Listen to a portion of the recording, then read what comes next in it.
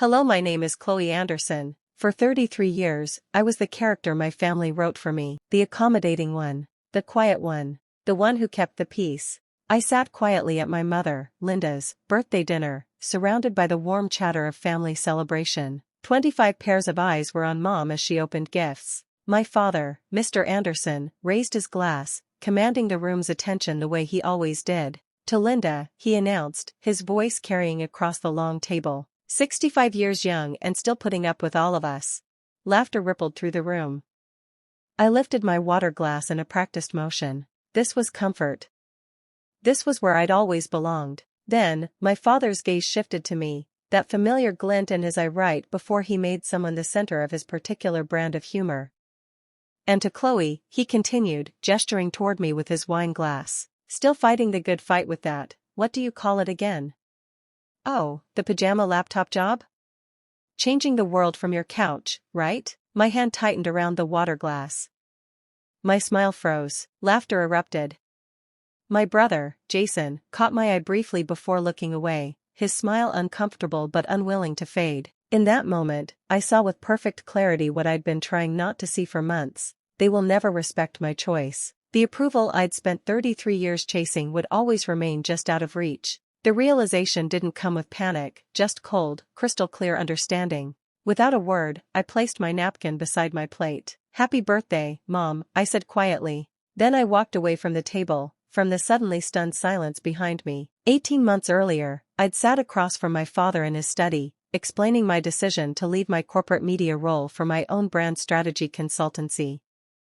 I need something more meaningful, I'd told him. Sounds like a midlife crisis to me, he'd replied, not looking up from his newspaper. My brother's finance promotions were celebrated with champagne. My sister's nonprofit work was doing something that matters. My work was always the punchline. The barrage of texts began before I reached my car. Jason, Dad was just kidding. Don't be so sensitive. My sister, Sarah, way to make Mom's birthday about you. Mom, please come back inside, sweetie. Don't ruin the evening. I drove home in silence, my phone buzzing like an angry wasp. By afternoon, my parents and Jason were at my door. This has gone on long enough, Dad announced, pushing past me. You're dragging out the issue and frankly it's embarrassing. My hands were steady as I opened the door wider. You've never respected my work, I said, my voice quiet but firm. I'd like you to leave now. They've always operated on a clear hierarchy. Dad leads, Mom enables, siblings follow. For 33 years, I'd been the quiet, accommodating one. Now, I was a malfunction in the system, risking my place in the family structure. The emotional toll of years spent trying to fit their mold weighed on me as I closed the door behind them. For the first time in my adult life, silence was my answer, and it spoke volumes. The ivory envelope arrived 6 weeks later. My younger brother, Mark, and his fiancée, Jenna's, engagement celebration. Just my name and address, no hint of reconciliation. Just a presumption I'd attend. Chloe, we hope you can make it, read Mark's handwritten note. Hope. Conditional and distant. I opened Instagram. Mom's page displayed a family dinner I hadn't been invited to. The punchline was in the comments, thankfully no sensitive souls at this table tonight, Dad commented. Jason and Sarah both liked it. My stomach tightened. They saw my absence as temporary, my boundaries as negotiable. My phone buzzed with an incoming video call. The whole family. Chloe, honey, we've been trying to reach you, Mom began. Turn your camera on, we need to talk like adults. Dad leaned into the frame. We need to clear the air before Mark's party. I haven't decided if I'm attending, I said. 5 faces registered identical shock. What do you mean you haven't decided? Mark pushed forward. This is exactly why we have to walk on eggshells around you, Jason cut in. Sarah sighed, have you considered talking to someone? Professionally? You've always been sensitive. Dad's voice overrode mine, loud and final. You've always been the difficult one, Chloe. Always trying to be different. Mom delivered the final threat, if you miss this party, it will permanently damage your relationship with Mark. The subtext was clear, conform or be cast out.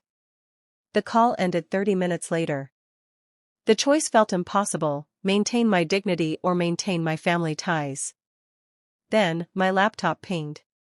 An email from a client: "Chloe, we've just closed our most successful quarter in 5 years. The board specifically mentioned you as the quiet force behind our company's transformation. Thought you should know. Someone saw the value in my work." 4 days later, I woke to the relentless ping of my phone. Dad's Facebook post: "Family always shows up for each other, no matter what." The family phone tree activated, judgment heavy on every branch. Mom called. "Mark is so disappointed you haven't RSVP'd yet." "I have a client meeting that weekend," I answered.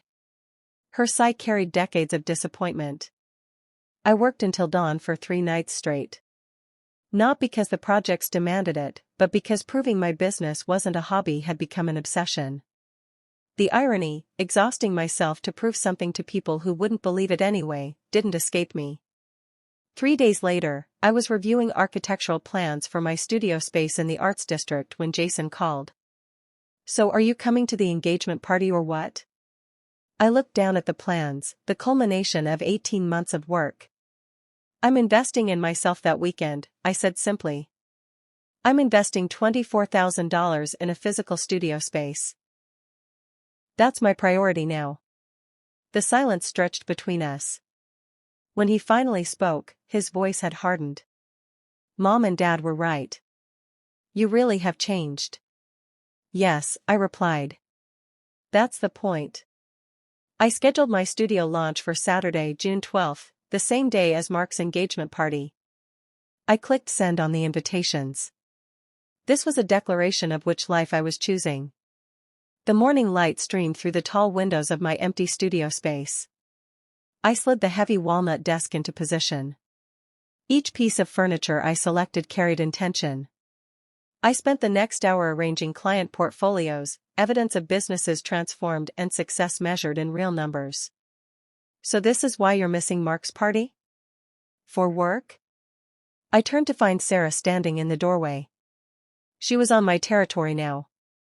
Before I could respond, a prominent client, Mr. Peterson, approached me.